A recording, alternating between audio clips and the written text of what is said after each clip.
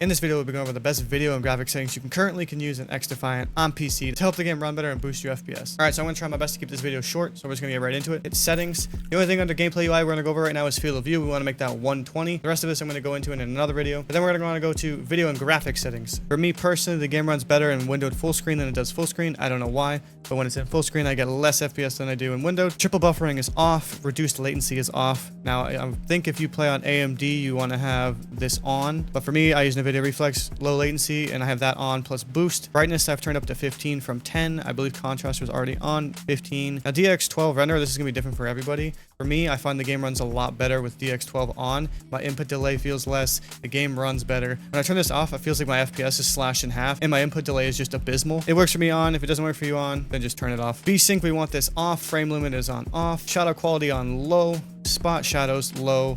Spot shadow resolution low, contract shadows on sun low. I have this so I can still see enemy shadows. Resolution scales 100% for me, but if you're having FPS issues, you can drop this down to 85 or even 75%. Sharpening is on a max 10 for me. Particle details is on low. Volumetric fog is on low. Global reflections quality low. Local reflections quality off. Vegetation quality is on low. Subsurface scattering is off. Ambient occlusion, I believe is how you say that, is on low. Now I have object detail on 100 and extra streaming distance at 10. I find this helps me see enemies at a farther distance. It makes the game just look better, so we have that on. Lens flare is off. Water quality is low. Chromatic aberration, I believe is how it said, is off. And my terrain quality is on medium. If you're having crazy issues, you can just turn this on low. But that is my video and graphics settings. The only other thing I have, if we go over to accessibility, language and accessibility, I have a colorblind mode on to Pro. I don't know how to say this. It's Protanopia, maybe. I have this on because I like how the enemies. Here, let me move my face cam quick.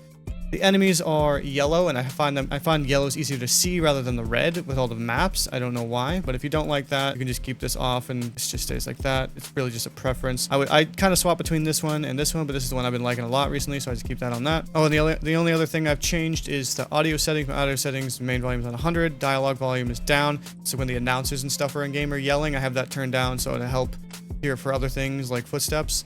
So I don't have someone screaming in my ear to capture C when I could just hear someone's footsteps. UI volume is also turned down a little bit just to help with that as well for footsteps and whatnot. And my music volume is down to 15 because I don't really use it. I have music going on the stream most of the time. Okay, so that's the best video and graphic settings you currently can use in Xdefiant. If you guys enjoyed the video, make sure you subscribe and like. Leave a comment, let me know how this works for you. Subscribe for more Xdefiant content. Thank you guys for your time, and I'll see you in the next video.